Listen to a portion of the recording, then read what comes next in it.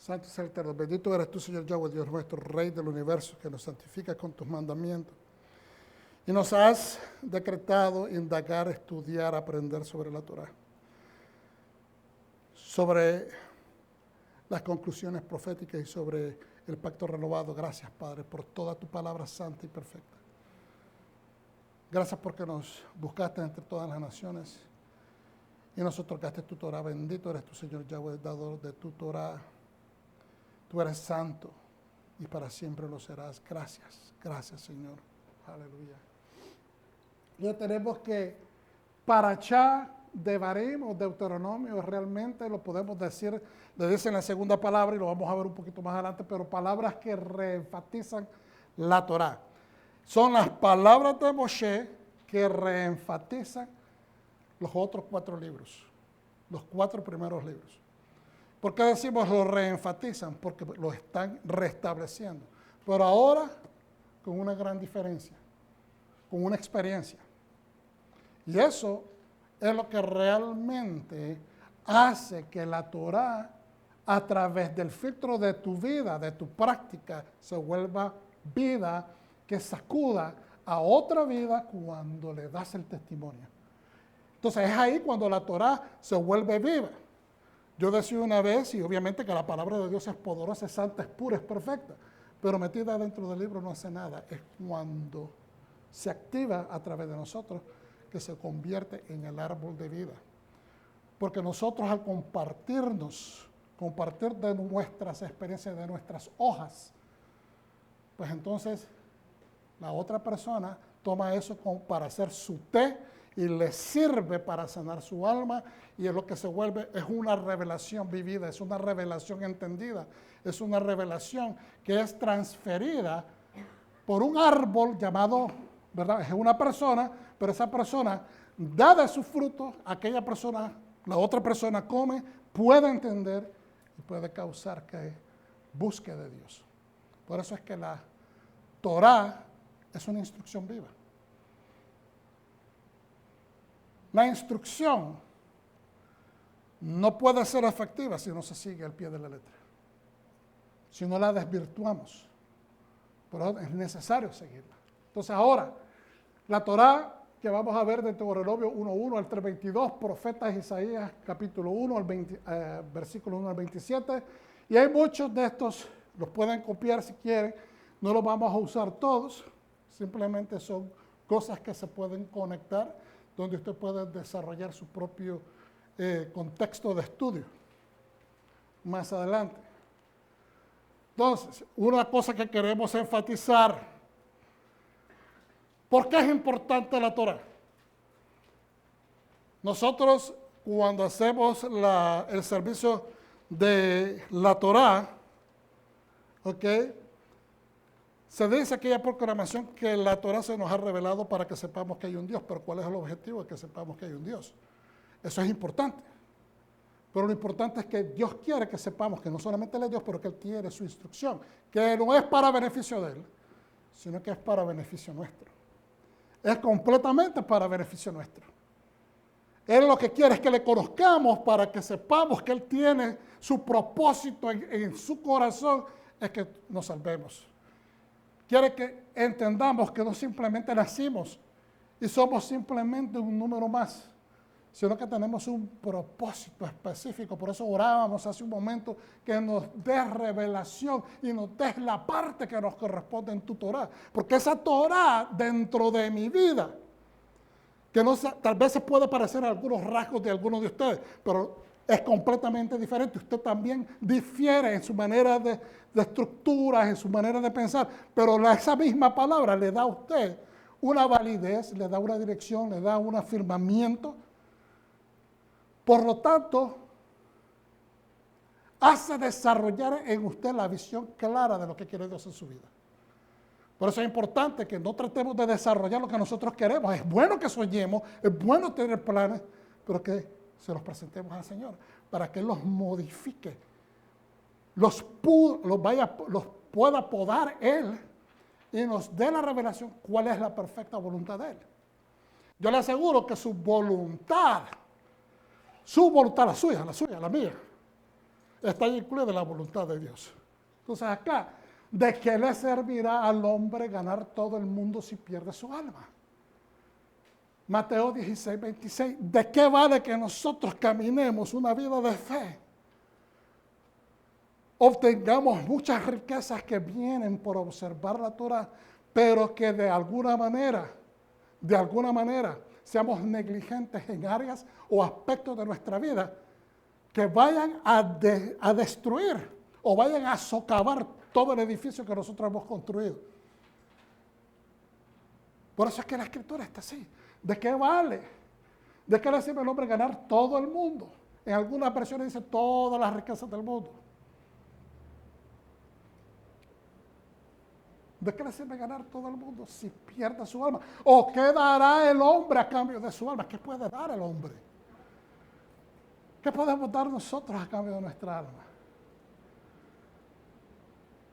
Es bien interesante que hoy en día, más que nunca, yo me acuerdo cuando yo crecía, no sé, algunos de ustedes, yo creo que somos muchos acá contemporáneos, pero cuando yo crecía, hablar de que alguien le vendía el alma al enemigo, que hacía pacto con el enemigo, era una cosa de pavor, era una cosa de temor, era una cosa, pero hoy en día hasta los artistas dicen que hacen estos pactos para tener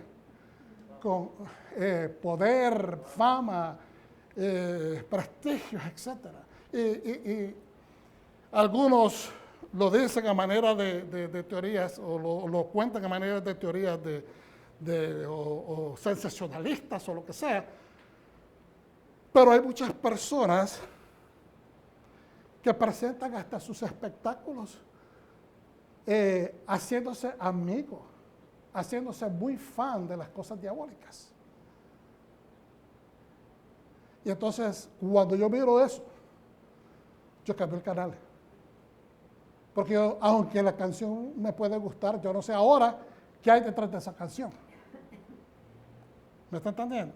Y hay muchos artistas famosos que están bien entretejidos con la cultura popular del día y le están alimentando a nuestras generaciones ese montón de basura.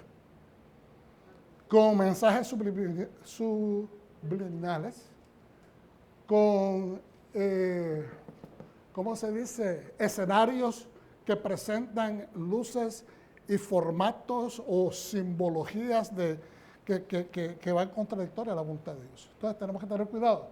¿De qué le sirve a esa gente ganarse todo el mundo, el aplauso, la fama, el dinero? Pero van a tener el alma. Ahora vamos a hablar nosotros del creyente. Porque el mundo, el que detesta a Dios, el que no quiere nada de Dios, el que se quiere alejar de Dios, el que no quiere aceptar, dice que Dios es una fantasía, un figmento de nuestra imaginación. No tiene a Dios, entonces parte con Él, pero con nosotros, que le conocemos. Con nosotros, hermanos, usted y yo. Y usted sabe que usted es diferente. Usted sabe que usted es diferente después de estos años, desde que usted conoció al Señor y empezó, o tal vez lo conoció desde niño y no se había agarrado por aquel día que se firmó. Su vida ya no es la misma. Y usted puede sentarse y testificar de muchas cosas, sueños, visiones, situaciones de vida, cosas milagrosas que usted no nos puede explicar. Hace un par de días, yo me desperté, yo siempre oro en la madrugada.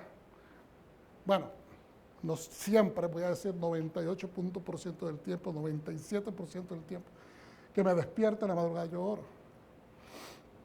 Hay veces que estamos bien cansados y orando nos quedamos dormidos, pero yo oraba y le pedía al Señor dirección en toda esta situación de decisiones, de darle el blanco, de acertar, de hacer las decisiones correctas, porque mire, un pastor, un roe, uno que cuida, quiere de que las ovejas estén en el corral, que no estén desperdigadas, que no estén perdidas, que no se desconecten del grupo. Y entonces yo le decía, Señor, yo necesito. Y a veces siento, tal vez, lo estoy hablando con mi corazón, ¿ok? A veces tal vez no me siento tan apoyado. ¿Y sabe qué? Inmediatamente se me injertó un pensamiento así de la nada. Me dice Isaías 51. Yo le doy de tarea para que cuando usted llegue a casa, usted busque Isaías 51. Para que se dé cuenta cómo el Eterno nos habla al corazón directamente cuando usted implora, cuando usted con sinceramente se derrama y pide dirección. Yo me quedé, miren hermanos, sentí que mi cuerpo fue tocado por un rayo. Yo me senté en la cama y yo empecé a llorar como un niño porque yo he leído Isaías 51, pero yo no lo tenía flor de labio en ese momento. Yo no estaba orando conforme a alguna palabra en Isaías o no estaba utilizando ningún tipo, pero así, me vino el pensamiento, se me injertó. Busca Isaías 51. El Espíritu Santo te habla. Por eso es que fue delegado para tener una interacción con nosotros. Entonces, ¿para qué? Para que no nos perdamos, para que no perdamos la dirección, para que no nos distraigamos en cuestiones que no nos van a provocar bien. Entonces, Romanos 12:2 dice, y no os adaptéis a este mundo. De eso habla la porción de hoy. Por eso los estoy usando como precursores, no porque la Torah no sea primera, no, pero yo lo que quiero es que en sus cabezas el pensamiento empiece a dirigirse. Y no os adaptéis a este mundo, sino transformados mediante la renovación de vuestra mente. ¿Qué significa adaptarse a este mundo? Adoptar la psicología del mundo, adoptar la cultura del mundo, adoptar los cantares del mundo. Lo que exige el mundo, lo que el status quo te dice, si no haces esto, estás anacrónico a nuestra realidad. Si no sigues lo que yo pienso sociopolíticamente, estás fuera de lugar dentro de mi círculo, por lo tanto, ya no puedes ser amigo mío. Ustedes saben que mucha gente ha dejado de ser amigos en estos tiempos. En este año ha habido una ruptura completa no solamente de lealtades, de amistades, pero también de respeto mutuo, porque simplemente tenemos formas diferentes de pensar. ¿Dónde se ha visto eso? Por eso yo siempre he enseñado, y muchos maestros en raíces hebreas enseñan lo mismo. Y eso lo he aprendido, lo he reaprendido, y es que me hace un sentido monumental, hermano, de que si hay alguien en esta congregación que quiere observar, por ejemplo, ser más ortodoxo, amén. Usted quiere observar un poquito más exigentemente las leyes de kashrut, de la comida, de acuerdo al código bíblico, amén. Pero usted no se la puede imponer a los demás. Entonces, lo lindo es que nosotros podamos funcionar como un organismo sabiendo que cada uno de nosotros somos un órgano diferente y que cada uno cumple una función. Entonces, uno tiene derecho a ser más ortodoxo que el otro, y yo no le tengo que exigir al otro que sea como yo, ni el otro que es un poquito menos le puedo exigir al otro, no, pero tú te puedes comer la hamburguesa con el queso, no. Yo no le puedo exigir que el otro piense como yo, porque el respeto mutuo es esto. No nos podemos adaptar al mundo. El mundo quiere influenciarte, quiere encauzarte que te metas en la corriente del río ajeno, porque si no, no eres parte de su clic. No, yo quiero ser parte del clic de Hashem. Y Hashem tiene paciencia con todos nosotros. Y si algún día, puedo poner otro ejemplo, hay gente que cree que determinantemente tiene que hacerse la circuncisión para poder tener una parte, otros no. Vamos a dejar que el espíritu de la santidad nivele, ecualice esas diferencias en ellos. Que cada uno llegue de acuerdo al nivel de fe que le ha dado el Señor. Pero nadie les puede exigir, porque ¿sabe qué? Volvemos a lo que se enseñaba en el libro de Hechos. La palabra, Moshe, se predica todos los sábados en la sinagoga. Se predica la palabra de Dios todo. Entonces, poco a poco, la maduración, el proceso de maduración, llega a cada uno en su tiempo. En el tiempo que Dios exige, no que Dios exige, que Dios establece para cada uno. Amén. Entonces dice, la renovación de vuestra mente, ¿verdad? Entonces, que no nos dejemos influenciar del mundo, ¿no? Y que no nos adaptemos. Influenciar es una cosa, pero otra cosa es que te adaptes, que es cuando dice te escama en la situación. Para que verifiques cuál es la voluntad de Dios, hay que verificar. Señor, yo quiero seguir. Yo sé que ya me dijiste, yo me siento seguro, pero reenfatízamelo otra vez. No es malo, eso no es dudar. Especialmente si Dios mira que lo que quieres es asegurarte que estás haciendo su voluntad. ¿Acaso Gedeón no le puso pruebas al Señor para que le afirmara si era esa su voluntad o no? Él quería hacer la voluntad de Hashem. Entonces ahora dice que verifiques cuál es la voluntad de Dios, lo que es bueno, aceptable y perfecto. 3 niveles en una secuencia de escala, de ascendencia, perdón, en una secuencia que asciende. Algo que es bueno es diferente a algo que es aceptable. Usted puede catalogar, este carro me parece que es bueno. Diferente es que usted lo acepte y dice, es el que quiero. Y entonces, y después es perfecto, es el que usted compra. Porque lo considero que llena las expectativas. Me explico, es un ejemplo bien simple, pero así es el Señor.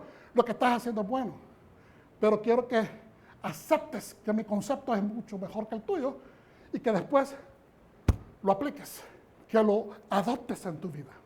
Habiendo dicho esto, aleluya, queremos entonces ir a Devarim, Deuteronomio capítulo 1, para echar número 44, palabras. Estas son las palabras que Moshe habló a todo Israel al otro lado del río Jordán, en el desierto, en Arabá,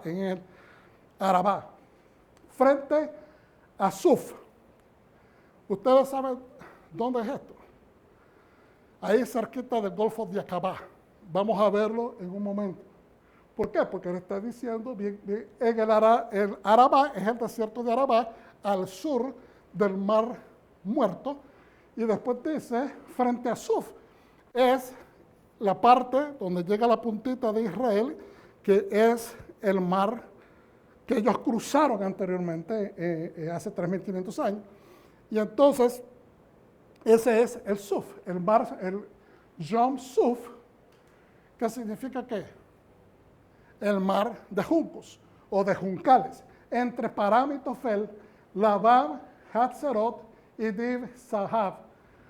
Son 11 días de viaje de Oreb a Kadesh Barnea. Yo quiero que usted subraye si puede o que le ponga un asterisco, o que en sus apuntes, ¿por qué la Torah nos menciona esto? Esto es importante. Son 11 días de viaje de Oreb a Kadesh Barnea por el camino hacia el monte Seir. El primer día del 11º mes del 40º del año 40, Moshe habló con la gente de Israel, revisando todo lo que Adonai le había ordenado que le dijera. Revisando. Tenemos que revisar. El proceso de hacer buenas decisiones, si entendemos la voluntad de Dios, empieza revisando lo que dice la palabra. Revisando lo que dice su Torah. Esto fue después de haber derrotado a Sihón, rey de los Emorí o amorreos, que vivía en Hezbón, y Og, rey de Bashán, que vivía en Astarot, en Endrei.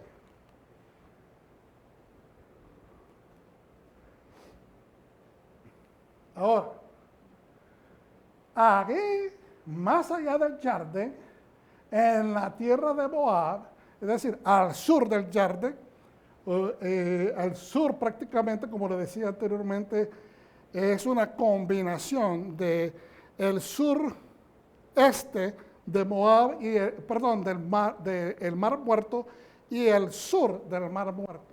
Ahí más allá del Jardín, en la tierra de Moab, Moshe se encargó de exponer esta Torah y dijo, Adonai nos habló en Horeb Sinaí.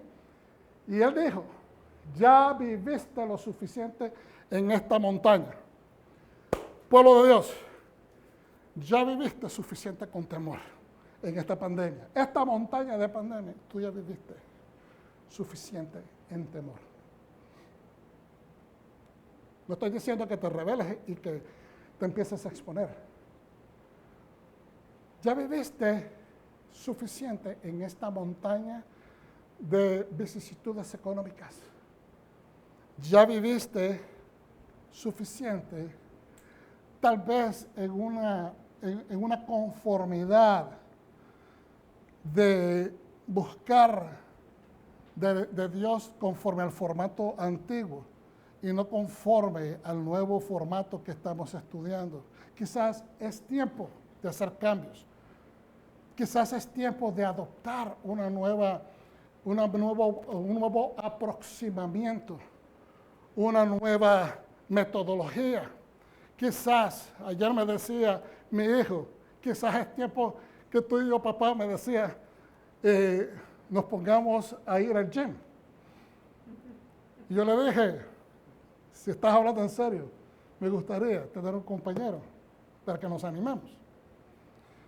Amén. Quizás es tiempo de hacer cambios necesarios, quizás es tiempo de comer más saludable, quizás es tiempo de cuidarte mejor la salud, porque has estado viviendo o rondando alrededor de esta montaña por mucho tiempo. ¿A cuánto nos pasa eso? Vamos a hacer un análisis del esqueleto de nuestras emociones durante los últimos 6 meses. Hace 6 meses ustedes acababan de salir de las celebraciones de Hanukkah y de repente ahí por el final de diciembre se nos anunció de que Chile tenía estos problemas y después ya para enero empezamos a ver las preocupaciones mundiales y después para febrero ya llegó a los Estados Unidos, ya en marzo el cierre. Desde ese momento que empezamos con la situación de vivir en casa, de estar más encerrados, de limitarnos, hemos estado un poquito más que... La palabra no es calmado, más inactivos. Y llega un momento que su cuerpo, y esto está comprobado científicamente, que su cuerpo empieza a sentirse abatido. Y no es porque usted esté trabajando de más, es el letargo.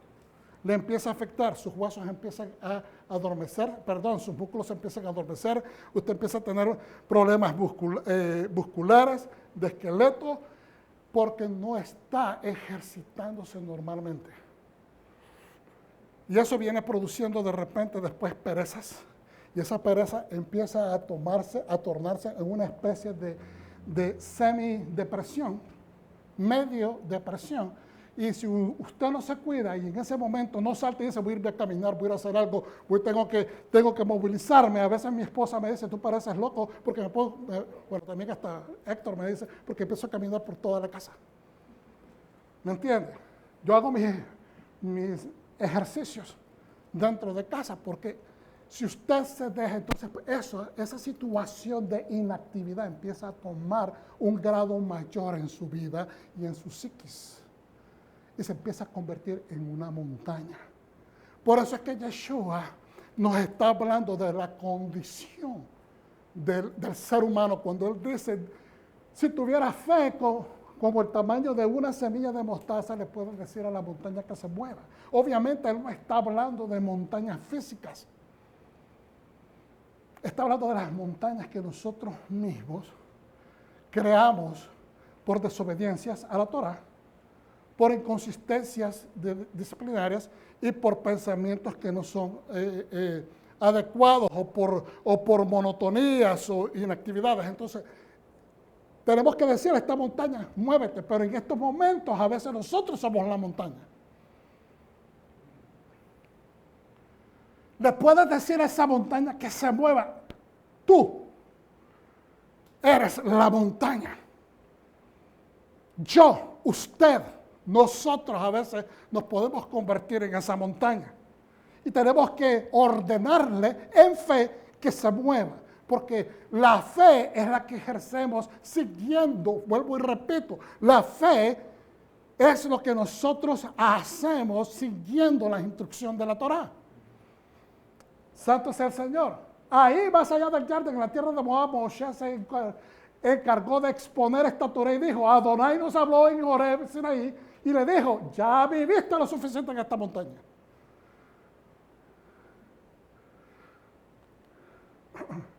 hay que hablarle a la montaña y decirle, bye bye montaña, o me levanto y sigo hacia adelante. Gira, da vuelta, toma control. Cuando mandó a la ciudad de Jericó, mandó a envolver a Jericó en vueltas. En 7 días consecutivos y en el último 7 veces en ese mismo día. Muévete y ve a la región montañosa de los Emorí, de los amorreos. Es decir, sal de esta valle, porque estaban en el valle, alrededor de esta montaña, pero ahora vete a una estribación montañosa hacia el norte. Los amorreos se establecían en el norte. Entonces, y a todos los lugares cercanos del Arabá, la región montañosa.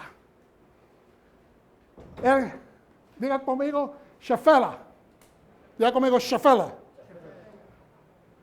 Es en el Negev y por la orilla del mar, la tierra de los cananíes. ¿De qué? De los cananeos. El Líbano, hasta el gran río, el río Éufrates. Es decir, los estaban mandando desde donde estaban en el sur, que subieran, llegaran pasando Moab, subieran hasta los amorreos y llegaran inclusive hasta el Líbano y después hacia la parte norte del Éufrates. En esa vueltecita que le enseñé yo la semana pasada, ¿se acuerdan? Entonces ahora, ¿qué es lo que está diciendo el Señor? No solamente que se muevan, pero le da instrucciones específicas que vamos a ver en este momento. Verso 8, he puesto la tierra delante de ti. Está servida. Está servida. Hermanos, esta frase a mí me motivó muchísimo. Porque sabe lo que se me vino a mí a la mente. Que a veces tenemos hambre. A veces tenemos una necesidad. A veces estamos buscando soluciones. A veces estamos golpeando, buscando y estamos pidiendo soluciones. Y dice el Señor, que está servido. Pero lo que pasa es que no queremos dejar la montaña. Y mientras nosotros no dejemos el ámbito inmediato de esa montaña, no vamos a experimentar el esfuerzo de llegar hasta la mesa donde todo está servido. Entonces, a veces Dios, le dejo esto de tarea espiritual y lo estoy espiritualizando como una enseñanza espiritual. Muchas de las cosas que pedimos al Señor ya están servidas, pero no lo estamos viendo porque no estamos viendo con los ojos de apropiarnos de ello. No estoy hablando como a medida de enseñanzas de riqueza y de prosperidad. Yo estoy muy lejos de tener ese pensamiento. Lo que digo es que a veces la fe no se puede ejercer, no se puede activar si no damos el paso adelante. Cuando el pueblo estaba a punto de ser destruido por los egipcios y están frente al mar, Moshe empieza desesperado. Le dice el Señor, ¿por qué clamas a mí? Levanta la vara y cadena. Es decir, adelante, dile al pueblo que pase adelante. Si el pueblo no se mueve, el mar no se abre. A eso es a lo que se refiere. Hay muchas enseñanzas en la palabra que Dios nos ha puesto la tierra delante de nosotros. Entra y toma posesión de la tierra que Adonai juró dar a tus antepasados Abraham, Isaac y Jacob y sus descendientes después de ellos. ¿Quiénes son ustedes? Somos descendientes de Abraham. Él es el padre de la fe. Nos tenemos que apropiar de eso. A veces pensamos que porque no somos nacidos judíos, no, esa es la promesa de que Él iba a ser grande y que en Él todas las naciones, nosotros somos de las naciones. Y en fe hemos creído no solamente en Abraham, hemos creído en la Torá, en la palabra completa del Señor, y hemos creído en su Mesías, nuestro Mesías. Por lo tanto, estamos caminando en pacto. Amén. Amén, hermanos. Amén. Aleluya. Entonces acá, usted mira el actual mapa de Israel. ¿Ok? Y aquí usted mira dónde están ellos. Vienen subiendo. Bueno, están más al sur porque están en Saudi Arabia. Ellos están por acá. Y les dice que suban.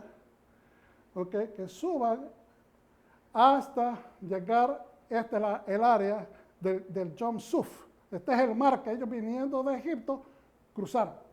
¿Ok? Cruzaron acá y después vinieron para acá, más o menos en esta área, donde está el monte verdadero Sinaí, no el que está en la península del Sinaí, ese no es el verdadero monte Sinaí, porque Madián está acá. Yo lo explico siempre porque todavía hay gente que está aprendiendo estas cosas, que le siguen vendiendo viajes a ir al monte Sinaí de turistas y se van para el monte que está en Egipto, en la península que le llaman de Sinaí, cuando realmente Madián está en Arabia Saudita y está acá. Entonces ellos fueron inculcados que se fueran por acá y que se fueran por el Yom Suf. Todo esto es el Suf. Entonces vinieron por acá y subieron. Entonces al llegar acá, que es el Mar Muerto, ya en lo que hoy es Israel, estas partes, estas áreas que yo le puse alrededor son los Shefela, significa tierras bajas. El Mar Muerto es el lugar más bajo en el mundo, bajo el nivel del mar. Y entonces las áreas que están alrededor de él se llaman las tierras bajas. Entonces, y esto es más o menos el área donde ellos vinieron subiendo. Y este es el área de todo esto es lo que se le llama el Arabá. Y aquí está Moab en estas áreas. Y después está Amón para arriba. Edom está para este lado. Ok. Aleluya. Lo que yo puse con estos mapas es para darle más o menos, algunos me preguntaron recientemente, no me acuerdo, tuvimos una plática de que sobre cómo va a alcanzar tanta gente de todas partes del mundo en ese pedacito de tierra llamado Israel. Pero eso es más o menos algunas opiniones de cuánto se va a extender el territorio de Israel cuando Mesías venga. ¿Ok?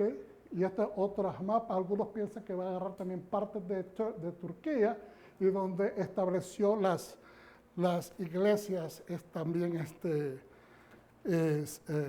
Pablo. ¿Ok? Toda esta parte, o algunos creen que es hasta acá, pero en Egipto este es el Nilo, ¿ok? Oh, perdón, sí, este es el río Nilo, entonces es del otro lado, porque Goshen estaba acá, entonces desde acá donde ellos pisaron con sus pies territorio, entonces toda esta parte del sur, algunos piensan que llega hasta acá, otros piensan que llega hasta lo que es el área de Etiopía y después sube y así sucesivamente, porque le habla que desde el río Nilo hasta el río Éufrates. Entonces se va a expandir el territorio de Israel en los últimos días cuando venga Mesías. En este momento te dije, eres una carga demasiado pesada para que yo pueda cargarte solo. ¿Quién está hablando acá? Todo este momento es Moshe que está hablando. Es Moshe. Por eso es que usted lo escucha. Porque ¿cómo va a ser carga para Dios? Es Moshe el que sigue hablando. En este momento te dije, eres una carga demasiado pesada para que yo pueda cargarte solo. Adonai, tu Dios, ha multiplicado tus números de modo que hay tantos de ustedes hoy como estrellas en el cielo. Que Adonai, el Dios de tus antepasados, te aumente 1000 veces y te bendiga como te lo ha prometido. Eso es una bendición. Hermanos, utilice esa bendición para con sus hijos, para con sus nietos, para con sus generaciones. Que Dios les aumente al 1000 por uno. ¿Cómo? De acuerdo como se lo ha prometido. Pero usted, pueblo, le dice, es pesado, molesto y pendenciero. ¿Cómo poder soportarlo solo?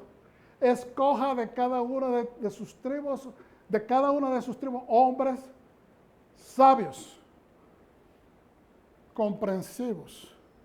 Qué importante es que tengamos gente sabia, pero que también sean comprensivos y conocedores. Y yo los haré jefes, cabecillas sobre ustedes.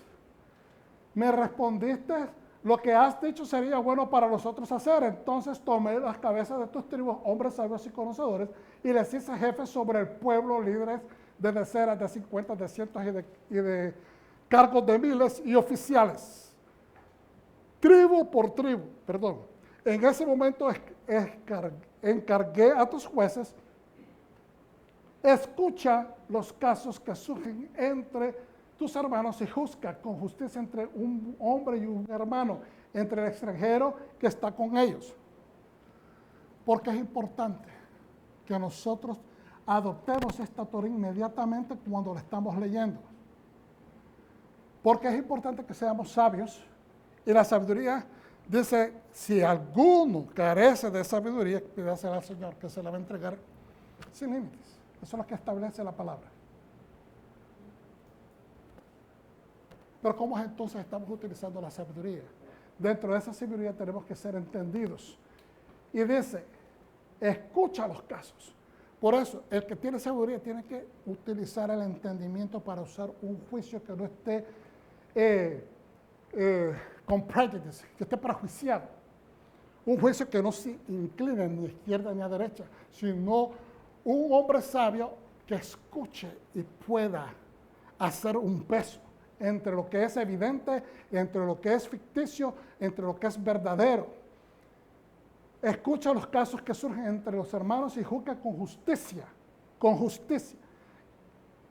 entre un hombre y su hermano y el extranjero que está con él. No debes mostrar favoritismos al juzgar, sino prestar igual atención a los pequeños y a los grandes. No importa cómo se presente una persona, no le tengas miedo, no importa si viene. Imagínense un juez que llega a uno de estos personas que se han enriquecido con vida oscura, digamos, de mafias y de vida de narcotraficantes, etcétera, y que este hombre llegue con esa postura enfrente del juez y lo quiera amedrentar. Y que el juez se tenga que dejar manipular por eso porque tiene temor por su propia seguridad. Pues no podría funcionar. Porque su veredicto puede estar siendo malversado por su propio miedo, por sus propios temores. No le tengas miedo porque la decisión es de Dios. Ahora, ¿de quién es la decisión? De Dios. Vamos a terminar, vamos al 21. Mira, Adonai tu Dios ha puesto la tierra delante de ti. Nuevamente, segunda vez. A veces el Espíritu nos dice, adelante. Pero la incertidumbre, la ambivalencia, no es de parte de Dios. Es a veces que no nos hemos asesorado suficiente o no nos hemos afirmado lo suficiente en la fe que tenemos. Tenemos fe, pero nos dejamos de llevar por aquellas preguntas que dicen, ¿estás seguro? No quieres perder, quieres ganar. Y si te equivocas, y si lo pierdes todo, si usted recibe un discernimiento espiritual una y dos veces, ore una vez más, hermano. Cerciórese de que Dios está con usted, porque le aseguro de que cuando usted está haciendo las cosas bien, el Espíritu le va a hablar a usted. Amén. La palabra, la Torá, le está diciendo, mira, Adonai tu Dios ha puesto la tierra delante de ti, sube, toma posesión como te ha dicho Adonai, el Dios de tus antepasados. No tengas miedo, no te desanimes. Miedo y desánimo. Miedo y desánimo. ¿Qué es lo que estamos viviendo hoy? Miedo y desánimo. Por eso es que le digo, esto se compagina. La Torá, la lección, la parashá de hoy, tiene que ver con lo que estamos viviendo. Tiene que ver porque esta situación a veces está falseando nuestro continuar. Es decir, a podernos adaptar de una manera que continuemos siendo productivos. Porque volvemos a poner el ejemplo. Vamos a hacer una situación de puertas cerradas en el futuro, pero no significa que vamos a parar de ser iglesia, de ser congregación, de continuar hablando la palabra. Es simplemente una modificación y a veces porque nos desanimamos o porque no tenemos fe dejamos de caminar en la actitud de conquista que debemos de tener. Se acercaron a mí cada uno de ustedes y me dijeron, enviemos hombres delante de nosotros para explorar el país por nosotros y traernos noticias sobre qué ruta debemos usar para subir o saber cómo y qué ciudades encontraríamos. Yo estoy seguro que ustedes saben la historia de los 10 espías, pero yo les aseguro que esos 10 espías se fueron 12, ¿ok? Hermanos, pongan atención, 12. Y usted sabe que regresaron y de los 12, 10 trajeron información negativa. Yo no quiero decir que yo lo sé todo, pero yo le puedo asegurar que el corazón de esos 10 espías, desde el momento que salieron, iban filtrando todo lo que miraban de una manera negativa. Pero aquellos dos que volvieron con buen reporte fue porque fueron filtrando con el corazón en el lugar correcto. Porque nadie deja caer su fe después de ver tantas maravillas que Dios ha hecho. Esas cosas frescas nosotros no podemos decir, Dios no ha hecho, Dios no me va a poder defender. Es decir, el miedo y el desánimo fueron las catapultas de aquellos que trajeron el reporte negativo y a causa de ellos fueron castigados a estar 40 años en el desierto. Ya vamos a terminar esta sección de la palabra. Pero no subieron, ellos no subieron. En cambio, te rebelaste contra la orden de Adonai tu Dios, te rebelaste, no te rebelaste, te rebelaste contra la orden de Adonai tu Dios. Cuando uno tiene miedo y tiene desánimo, es fácil justificar. No es que la persona, fíjense bien, no es que la persona se vaya a poder automáticamente decir, sabes que yo no quiero hacerle caso a Dios. Ninguno de nosotros acá va a tener esa actitud. Pero las justificaciones que son traídas a través del miedo y el desánimo son las que se convierten en una rebeldía pasiva, en una pasividad agresiva. ¿Ok? Entonces ahora, y en sus tiendas se quejaron. Y esto es importante.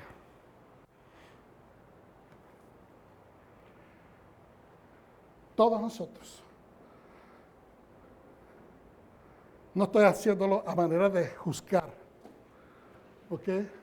No estoy tratando de eso, pero sabemos sinceramente que todos nosotros, en nuestras propias casas, nuestras tiendas no significa nuestra propia casa, nuestra tienda es en nuestra privacidad, donde nos sentimos seguros, donde nos sentimos que nadie nos está oyendo, donde una conversación con otra persona, tal vez de la congregación, tal vez de la familia, tal vez algún otro creyente puede ser, yo no quiero hacer esto, no quiero esto no me parece, yo creo que esto no es de Dios, que esto es acá, que esto es allá. A veces podemos quejarnos en nuestras propias tiendas diciendo, es porque Adonai nos odiaba porque no había sacado de la tierra de Egipto solo para entregarnos a los Emorí para destruirnos. ¿Sabe que cuando una persona tiene miedo, está desanimada, puede decir, es que yo no quiero hacer esto porque a mí me parece de que si nos reunimos más a menudo en la iglesia, nosotros vamos a contagiarnos?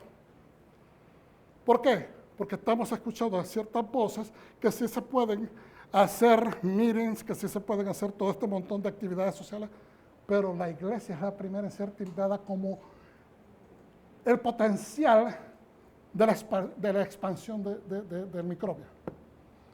Eso es injusto. Entonces, si dejamos filtrarnos eso, estamos evadiendo la voluntad de Dios en una manera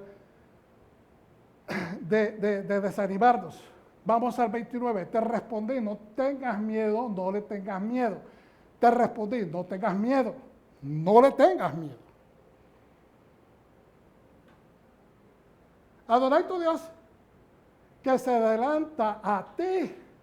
Él va delante de ti, es tu líder, Él va frente a ti, luchará en tu nombre, así como Él logró todas esas cosas por ti en Egipto ante tus ojos, hermanos. También Yahweh le dice la palabra de que Él fue y buscó lugar para ellos, para que ellos establecieran sus campamentos.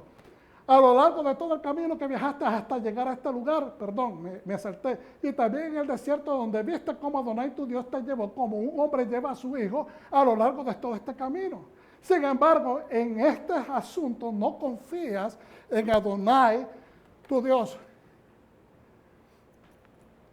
La palabra que leímos de Romanos anteriormente, al inicio, dice que no nos ajustemos a este mundo. A veces ya encontramos esta, aleluya, ayúdame Espíritu Santo. Tenemos ya 6 meses de estar en esta situación más arcaica, más sedentaria, gracias es la palabra, más sedentaria. No estamos haciendo muchas actividades, entonces ya nos acostumbramos. Ahí está el Netflix, ahí está el HBO, y entonces ya creamos nuestro propio ritmo de nuestra forma nueva de vida.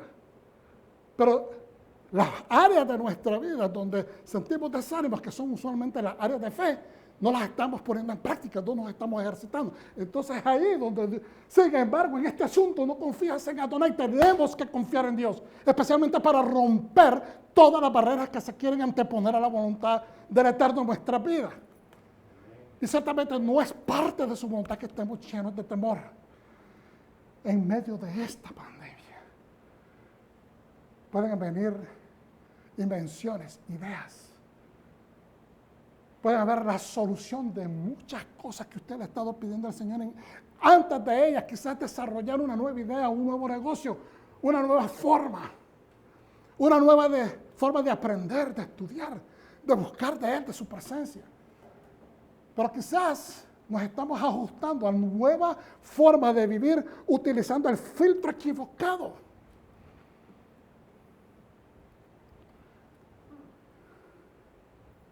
Mira, 33, a pesar de que Él se adelantó a ti buscándote lugares para que coloques tus carpas. Dios va delante de ti buscando para que te acomodes mejor.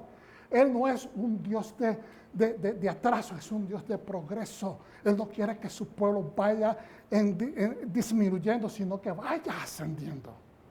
Amén. Aleluya. Adonai escuchó lo que estaba diciendo, se enojó y juró. Ni una sola de estas personas, toda esta generación malvada. ¿Por qué malvada? Porque contradijeron su Torah, su sabia Torah, su sabia instrucción. ¿Quién puede saber mejor que Dios? Él lo sabe todo. Verá, ninguna de ellas, de esta generación malvada, verá la buena tierra que juré dar a tus antepasados. ¿Qué quiere decir eso? Que cuando la persona se manifiesta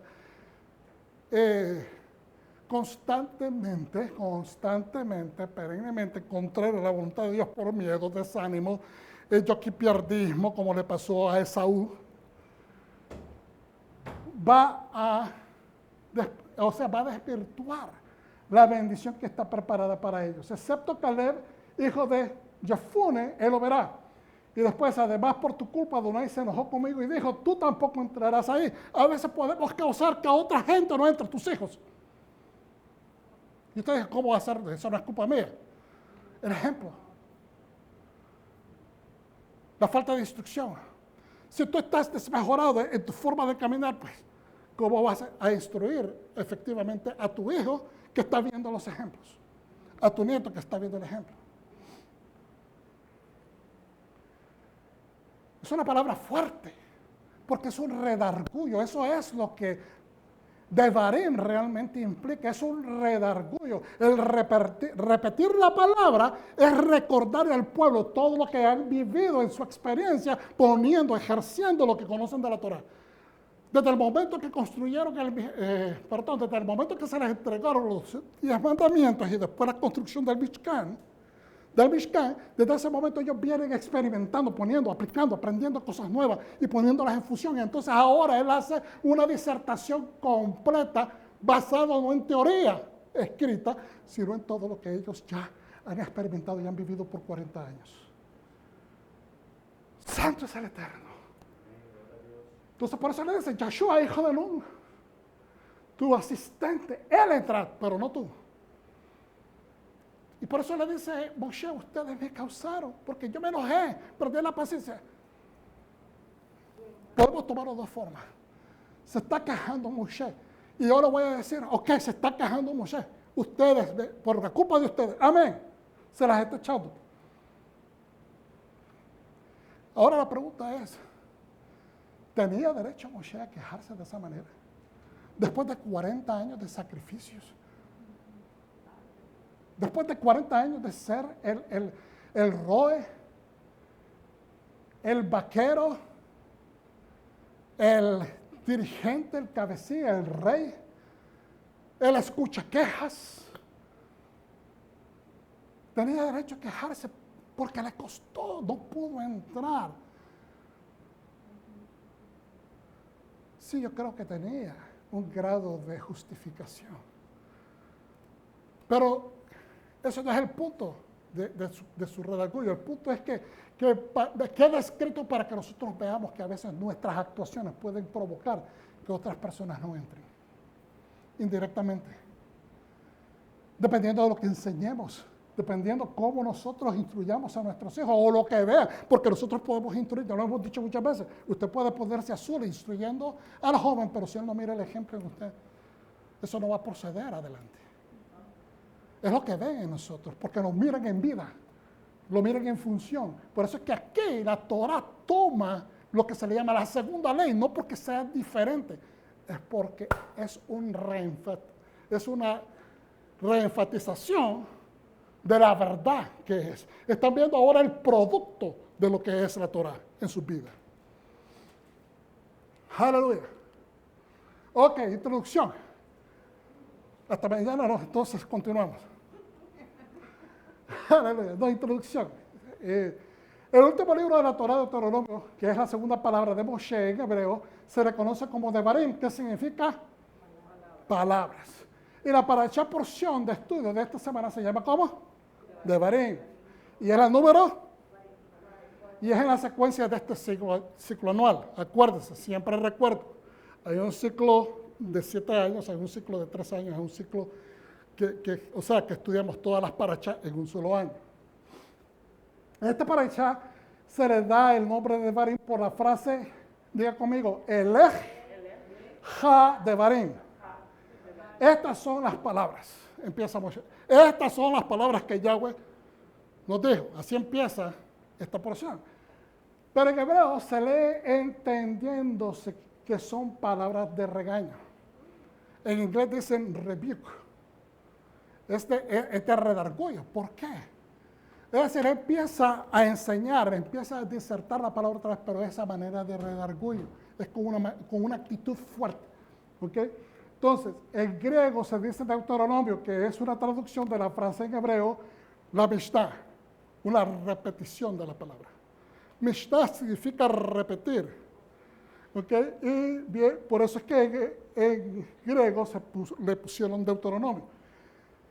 También significa, es una copia, es una repetición de la Torah. Deuteronomio 17, 18 dice, y cuando se siente sobre el trono de su reino, entonces escribirá para sí en un libro una copia de esta ley, del original que está al cuidado de los sacerdotes levitas. Es decir, cuando los reyes tomaban autoridad, tomaban la corona y se sentaban a reinar, su primera función era escribir la Torah.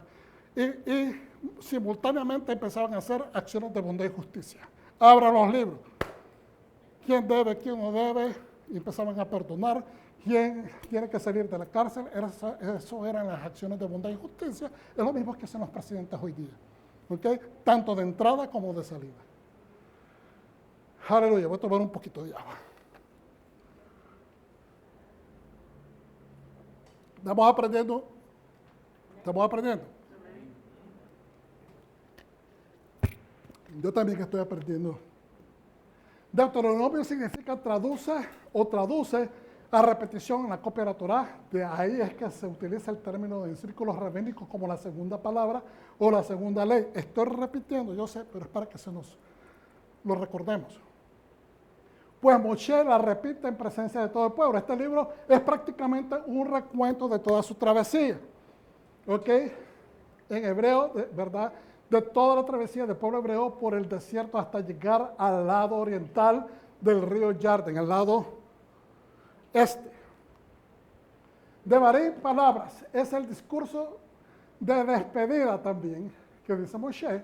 Es una disertación o lectura de los escritos revisitando la Torah, sus leyes prescritas por Hashem. es la primera interpretación revelativa. Diga conmigo, primera interpretación revelativa o revelatoria. ¿Por qué? Porque es la primera vez que un hombre de Dios empieza a discutir o a disertar, a enseñar sobre la palabra vivida. Como profeta, es la primera vez que él está enseñando. Y entonces está sacando conclusiones y vamos a ver un poquito la explicación. No me quiero adelantar porque quiero que sean los sabios los que expliquen esto. ¿Ok? Entonces, extraída a través de 40 años de explicar la ley, explicándosela, recordándosela, viviéndola, viendo los errores, viendo los pecados, los veredictos, los milagros, los perdones, la paciencia del Eterno, la misericordia del Eterno. Todo eso compaginado es lo que les está disertando Moshe. Por eso es necesario que nosotros hablemos de lo que Dios hace en tu vida. Por eso yo necesito escuchar tu testimonio. Por eso yo sé que alguien necesita escuchar mi testimonio. Porque podemos hablar elocuentemente de lo que Dios ha hecho en nosotros y no le podemos ni aumentar y no le podemos quitar. Porque sabemos lo que Dios ha hecho en nosotros. Moshe redargó y hace balances didácticos. ¿Para qué? Para la reflexión del pueblo. Para eso es que mi enseñanza hoy es una aportación didáctica, pero es la suma del estudio, de la experiencia y de la interpretación que Dios me está proveyendo en este momento. Cosas que yo las estoy diciendo, yo no las vi en el momento que yo estaba estudiando. Me las está entregando acá el Espíritu de Santidad. Y entonces el Midrash semanal del Art Scroll, ¿okay? Es un compendio de Midrashim o de enseñanzas de los sabios que dice, si aún con estas cosas no me escucháis, yo volveré a castigaros 7 veces más por vuestros pecados. Ay, hermanos. Bendito sea Yeshua que nos explicó y nos aclaró que si se espera que nosotros perdonemos a nuestros hermanos 70 veces 7 diariamente, aunque nos castigue Hashem 7 veces, si 6 veces cae el justo, 7 veces. Perdón, 6 veces nos levanta Jehová y la 7ª el enemigo tiene que huir de nosotros. Significa de que su misericordia se extiende. Amén. Amén, gloria a Dios. Yo volveré a castigaros 7 veces más por vuestros pecados, quebrantaré la soberbia de vuestro orgullo y haré vuestro cielo como hierro y vuestra tierra como bronce. Vuestras fuerzas se consumirán en vano porque vuestra tierra no producirá nada y los árboles del campo no darán su fruto. Hermano, qué triste. Qué triste es escuchar la prescripción que el doctor te dice, no tomes este Robitussin tal, sino que toma la DM porque esa es la que te va a curar y tú vas y compras la barata, la que no te dijo él. Te vas a curar, pero estás prolongando tu problema. Porque no estás siguiendo la prescripción. Y es que el doctor de nuestra alma le dice al pueblo, esto es lo que tienes que hacer. Pero por la desobediencia, esto es lo que va a suceder. Dice, ¿por qué los regañó Moshe? Para que se arrepintieran por todo lo que hicieron y dejaran de hacer lo malo. Si la cabeza de la congregación, el rab, el pastor, el rabino, ¿verdad? El roe, el moré, no advierte o avisa a su gente, Dios les castigará primero a ellos que a la gente. Eso todavía se cumple hoy. Hay muchas personas que a veces hacen cosas y piensan que se escaparon y después de unos cuantos años, entre más grande se convierta la falta, más duro es la caída. Nadie puede burlar al Señor, la palabra lo declara, aquel que siembra, eso mismo va a cosechar. Los sabios dicen en Sefer Rabashi, eso era también un sabio, que Moshe comenzó diciendo, Ele Devarim. Estas son las palabras de redarguyo porque la Torah es como las abejas, Devorim, no Devarim. Son las mismas letras en hebreo. ¿Ok? Pero aquí cuando se refiere a abejas se pronuncia Devorim, abejas, que dan miel dulce, pero sus ponzoñas son dañinas. De igual forma, la Torah es elixir de vida. Es el árbol de la vida si obedeces. Pero es venenosa si no la obedeces. Lo miramos bien claramente. Deuteronomios 27 y 28, las maldiciones y las bendiciones. ¿Qué son las bendiciones? La ausencia de las maldiciones. ¿Qué es la maldición? La ausencia de las bendiciones. ¿Y cómo se derivan? Por la obediencia. Si obedeciste, bendición. Si desobedeciste, es maldición. Usted lee y es prácticamente la ausencia de una. Dios repite para que tengamos conceptualización concreta de lo que Él desea que hagamos. Pero esta no es una asamblea ordinaria, hermano. Es un simposio, porque Él reunió todos, hombres, mujeres, niños, todos, hasta la gente de pecho. Reunió para discutir la materia más importante de la historia humana. Es lo que estamos leyendo, todavía sigue formando vidas. Todavía nos sigue dando eje de nuestra alma. Dirigido por un solo hombre, Moshe, quien por 37 días, 5 semanas, es decir, 5 semanas y 2 días, día a día les amonesta, redarguye, corrige e inculca a no cometer los errores pasados, a aplicar la obediencia, ¿verdad? Y que se entrenen para poder entrar a la tierra prometida. La diferencia de los libros previos de Devarim, hay algo peculiar, que el discurso es amonestación. Moshe lo hace con voz de primera persona, es decir, Moshe personifica a Hashem. Aquí no dice Dios te dijo, Dios nos dijo, Dios me dijo. Yo te dije, yo te dije. Él está personificando a Hashem, al Dios vivo. ¿Por qué? Porque nos está dando una antesala, ¿okay? Como la misma voz del Mesías, es una brisa comparativa y profética, una antesala del milenio mesiánico. Pues ahí, cuando escuchamos a Mesías, vamos a estar escuchando directamente la voz del Padre. Los rabinos concuerdan en esto, desde los sabios, desde la antigüedad, es que el Mesías nos va a dar una nueva Torá. No es que va a eliminar la Torá.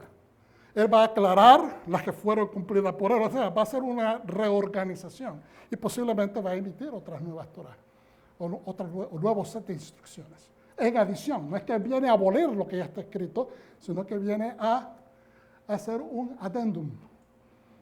¿Ok? De otras leyes, va a resincronizarlas.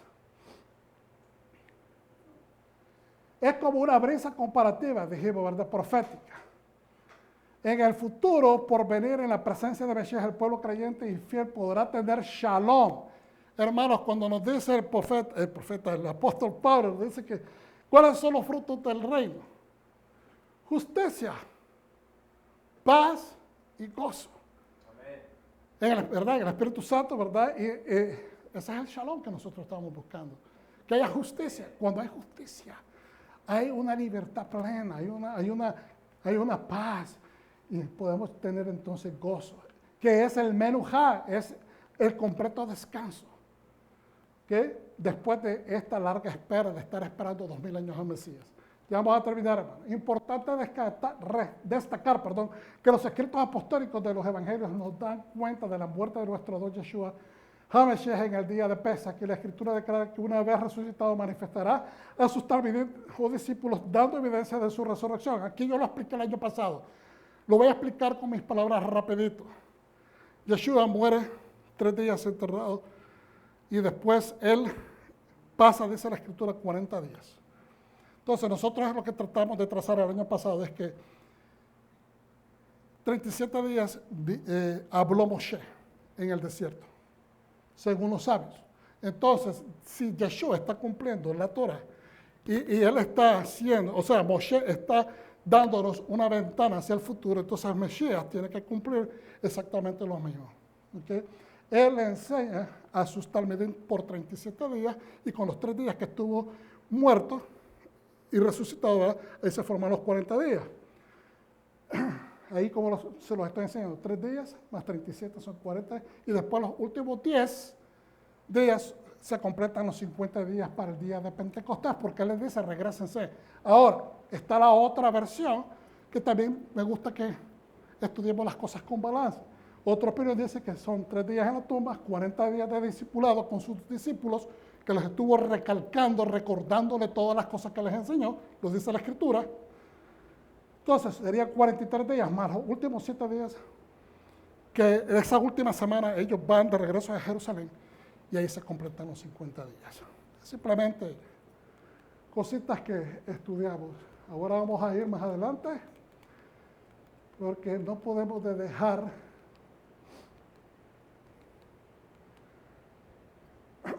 aleluya. Esto es un poquito que quería explicar la secuencia. Ellos vienen desde acá al sur, que es un poquito más al sur del monte Sinaí.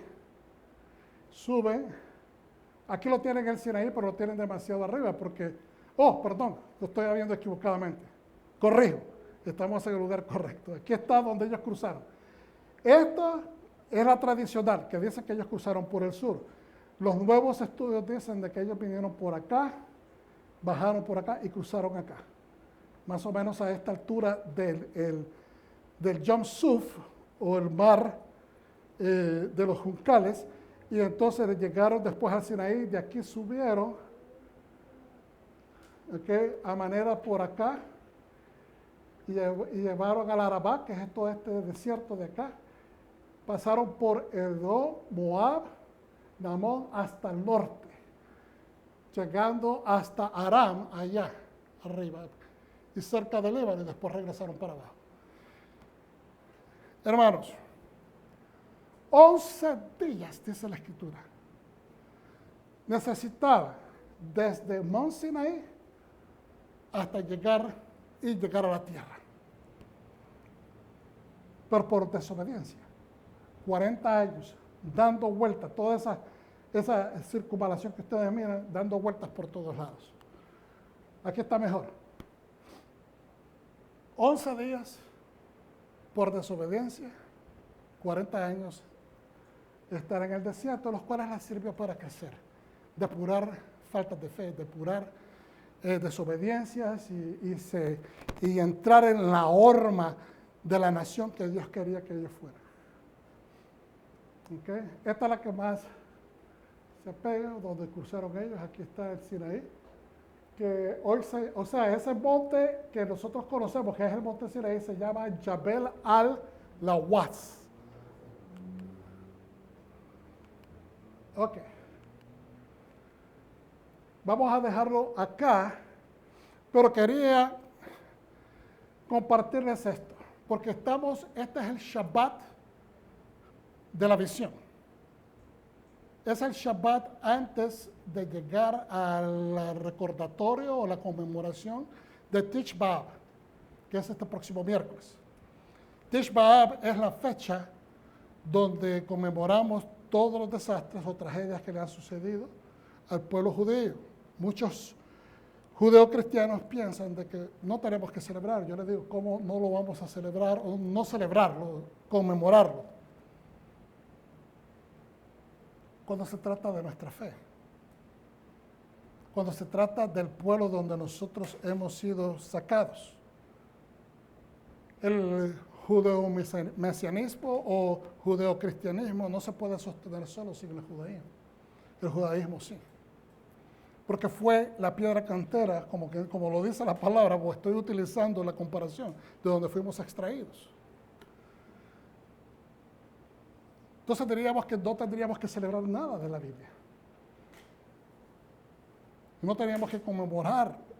Y dice bien claramente también la palabra, corrigen si me equivoco, que lloramos con los que lloran y nos alegramos con los que se alegran. El pueblo judío, el ortodoxo, que no cree en Mesías Yeshua, pero cree que un Mesías va a venir. Quiero hacer esta aclaración bien y lo hago con el amor en mi corazón. Muchos hermanos cristianos piensan de que el concepto Mesías es algo del cristianismo. El concepto de Mesías es algo dentro del judaísmo, es la central. Es la promesa de Moshe, desde que Moshe dice que Dios va a sacar a una persona igual que él de entre sus hermanos. A eso es lo que se refieren, ese es el Mesías. Entonces, este miércoles es un día de completo ayuno. Al caer el sol, empieza Tish B'Av. Es un tiempo de ayuno, aflicción, de oración, de petición por justicia, para que se termine también el odio sin causa en el mundo.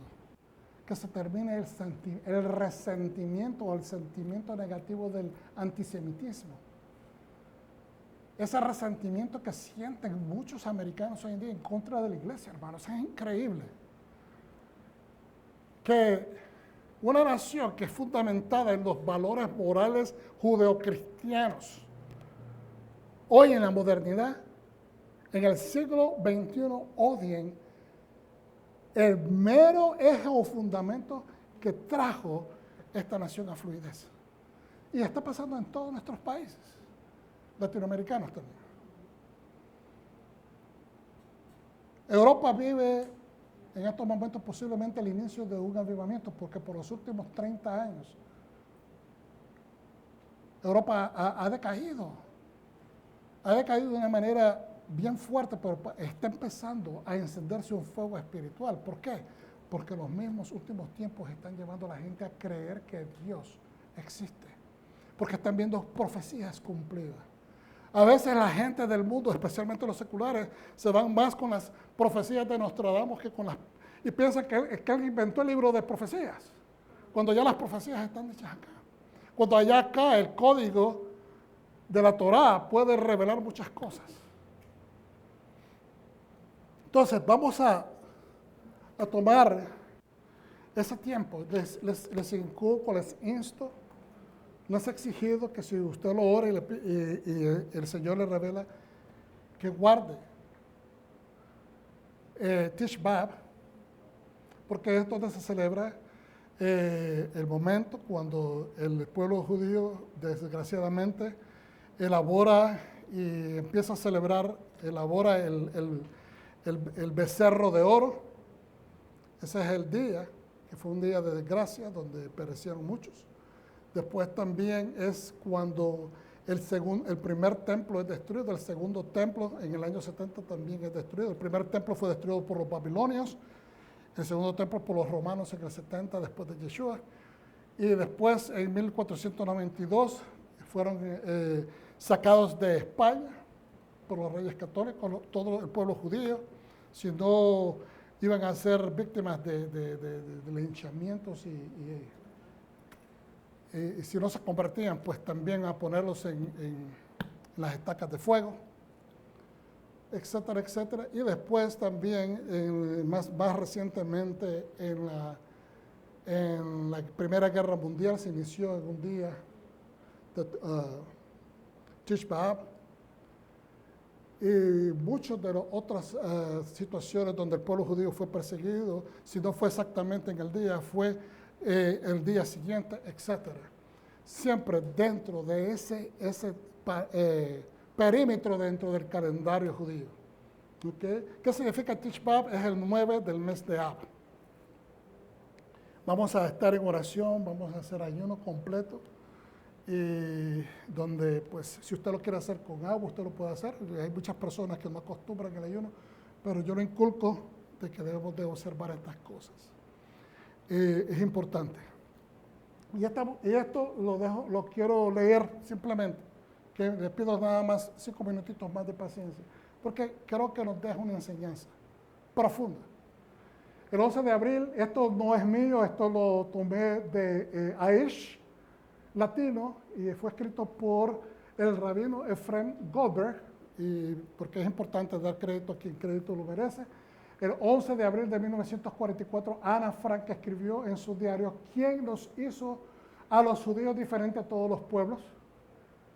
¿Quién nos permitió sufrir de forma tan terrible hasta ahora? Dios es quien nos hizo los que somos, y también será Dios quien nos vuelva a elevar. Podemos caer bajo, hermanos, pero Dios a su pueblo no lo deja bajo. Especialmente al que se arrepiente y regresa a Él lo levanta. ¿Quién sabe? Incluso es posible que nuestra religión sea el lugar de donde todo el mundo y todas las personas aprendieron lo que es el bien, las leyes. Todas las civilizaciones del mundo entero están establecidas y tienen, como digo yo siempre, sus raíces en el monte Sinaí. Todas las leyes de justicia se establecieron porque hubo un pueblo que las levantó, las vivió y después nosotros como el país más influenciante en el mundo, los Estados Unidos de Norteamérica, todo el mundo quiere establecer este mismo patrón. Dice, y todas las personas aprendieron lo que es el bien y solo por esa razón es que sufrimos ahora. Nunca podremos ser solo holandeses o solo ingleses. Por eso que nosotros nos destituimos de cualquier regionalismo en el momento que entendemos la revelación de la Torá, la revelación de Yeshua en nuestras vidas. Ya no nos podemos decir que yo soy de aquí o soy de allá. No, somos del reino del Señor. Somos israelitas. Esa es ahora nuestra cepa de nacimiento. ¿Amén? Entonces ahora, nunca podremos ser holandeses, ingleses o mexicanos o centroamericanos y representantes de ningún otro país. Siempre seguiremos siendo judíos. Hermano, ser judío no es nada negativo, la gente no quiere entender. Yehuda significa alabador de Dios, adorador de Dios. Eso es lo que somos nosotros, el pueblo israelita alrededor de la tierra. Eso es lo que somos una alabanza al Eterno. Jeremías dice, si tú me sanas, seré sano. Si tú me salvas, seré salvo. Porque tú eres mi alabanza. Entonces, ¿qué es lo que estamos diciendo? Ana Frank entendió algo, entendió este concepto. El Talmud pregunta de dónde deriva el nombre del monte Sinaí. Entonces ella ¿verdad? Se explica que después de ofrecer alguna alternativa, el Talmud sugiere que el nombre Sinaí viene de la palabra Siná. ¿Okay? Que es odio. Sinah-Hinam, odio sin causa, o Hinam-Sinat, Sinah-Hinam, es un odio sin causa, eso es el antisemitismo. ¿Qué significa odio? Porque el odio de los no judíos hacia los judíos descendió sobre esa montaña cuando el pueblo judío recibió ahí la Torah. Es una alegoría, lo que está diciendo, que en el momento que bajó la bendición, como ellos son elevados para marcar la diferencia, entonces se vuelven automáticamente como el punto que todo el mundo detesta, porque yo tengo que levantar mi nivel de entrega, mi nivel de responsabilidad, mi nivel de justicia, mi nivel de amor. Entonces ahora yo odio, porque esta persona me está levantando el concepto o el nivel de entendimiento de lo que es justo.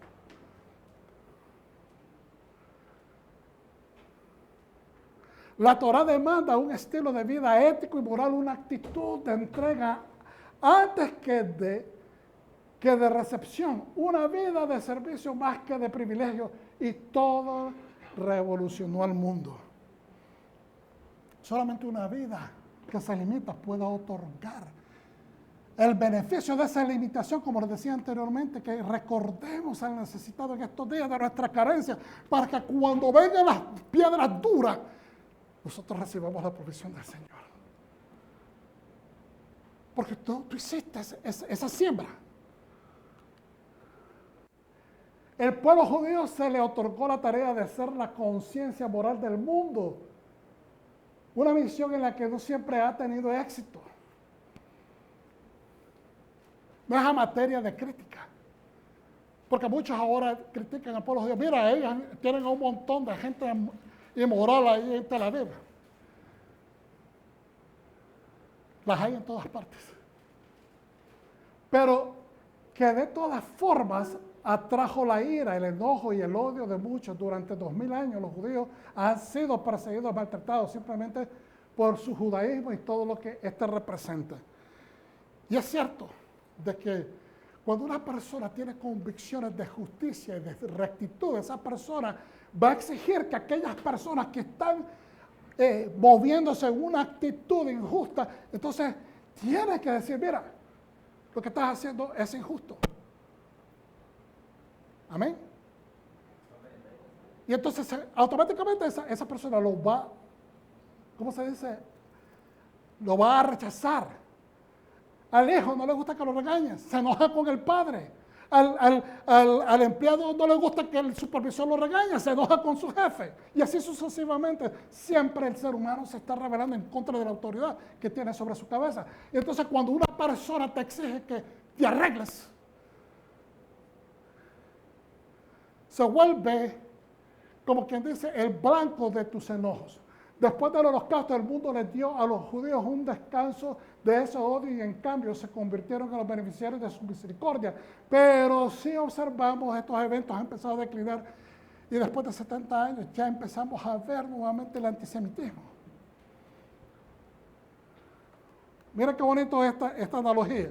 Somos testigos del incremento del antisemitismo, en particular en Europa. El mundo está retornando a su antiguo hábito y patrón.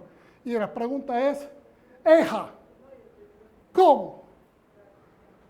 ¿Cómo? ¿Por qué? ¿Cómo? Eja, ¿cómo es que ese antisemitismo persiste? ¿Por qué deben levantarse en nuestra contra en cada generación? Usted dirá, ¿por qué se levantan en esta generación en contra de la voluntad de Dios? ¿Por qué quieren cerrar iglesias? ¿Por qué dicen que no quieren nada de religión? ¿Por qué se rebelan? Porque cada década se va a levantar alguien que quiere ir en contra de la voluntad de Dios y quiere impedirnos que nosotros lo mantengamos.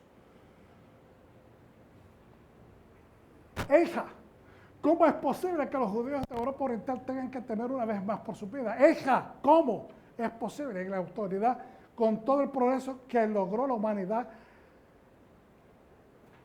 la Liga de Antidifamación encuentra que más de un cuarto del mundo tiene opiniones antisemitas? ¿Sabe lo que es un cuarto del mundo? Estamos hablando un cuarto de 7 billones y tanto, digamos de 8 billones. Un cuarto significa 2 billones en contra de los judíos. Uno de los países más pequeños del mundo, pero que ha heredado el cultivo de moral y de equidad, de justicia a todo el mundo entero. Hija, ¿cómo es posible que persistan los ataques terroristas? Nuestra tarea es asegurarnos de poder responder a esta pregunta.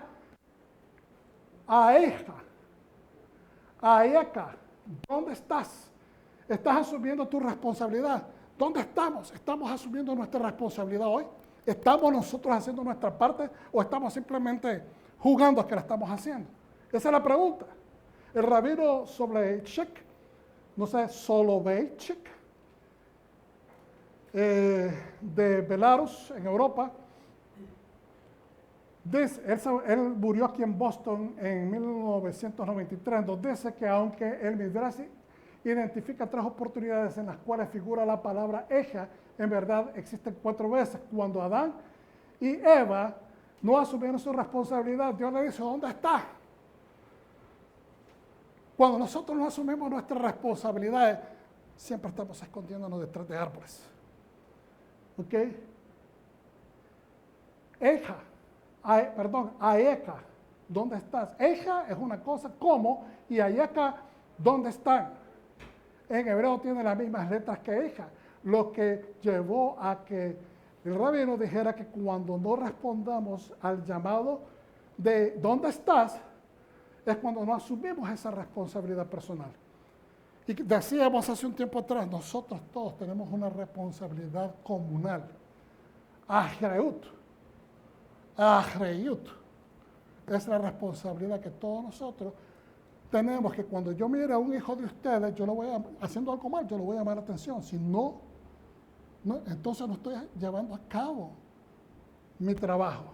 No lo voy a llamar la atención de una manera malcriada, pero lo voy a llamar la atención y voy a llamar al padre de familia y voy a decir, esto es lo que está sucediendo. ¿Por qué? Porque necesitamos protegernos, ser una muralla unos con otros, protegernos para que nuestra cultura del reino se mantenga, si no se pierde.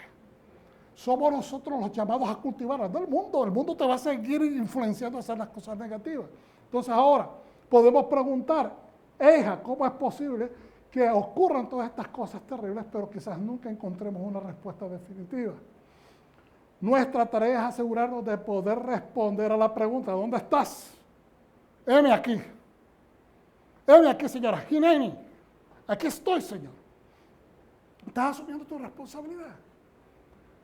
Quizá no podemos entender por qué existe el antisemitismo. ¿Será porque no estamos hablando lo suficiente? en contra de él. Pero podemos y debemos mantenernos vigilantes y luchar contra él. Debemos mantenernos fuertes y defender a los judíos de todas partes. Debemos enfrentar el mal y hacer todo lo que esté en nuestro alcance para vencerlo.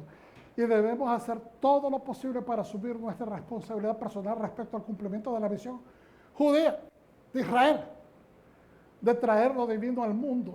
Si los judíos como individuos fueron odiados por ser la conciencia de otros, mucho más en un país judío genera odio por ser la conciencia moral de todo el mundo. Y se espera del mismo niveles morales más elevados que de cualquier otro país o estado, hermano. Por eso es que la iglesia está teniendo persecución. Porque el antisemitismo es el mismo anticristo. Es el mismo espíritu, es el mismo. El enemigo quiere destruir todo lo que representa a Dios. Entonces, termino con esto. Preguntémonos estas preguntas. ¿Cómo? ¿Y dónde estás? Y lo que está en verde solo terminará cuando podemos responder de forma positiva a la pregunta que el Talmud nos dice, que no nos formularán a cada uno de nosotros cuando nos encontremos en nuestro Creador. Él nos va a formular esta pregunta cuando nos encontremos enfrente del Creador. ¿Ansiaste la redención y asumiste la responsabilidad personal de hacer todo lo que pudieras para acercar la redención? Hicimos todo. Cada vez que nosotros hacemos una acción buena, es en el pensamiento hebraico que nosotros nos acercamos más al Mesías. Ansiamos tanto la llegada del Mesías que eso nos provoca, nos anima a hacer lo que Él nos dice para que se acerque más rápido. Esa es la respuesta. Y una de esas bases es que defendamos lo que es correcto, lo que representa a Dios, lo que representa la Torá, lo que representa a nuestros hermanos. ¿Lo recibes, pueblo de Dios? Amén. Aleluya. Padre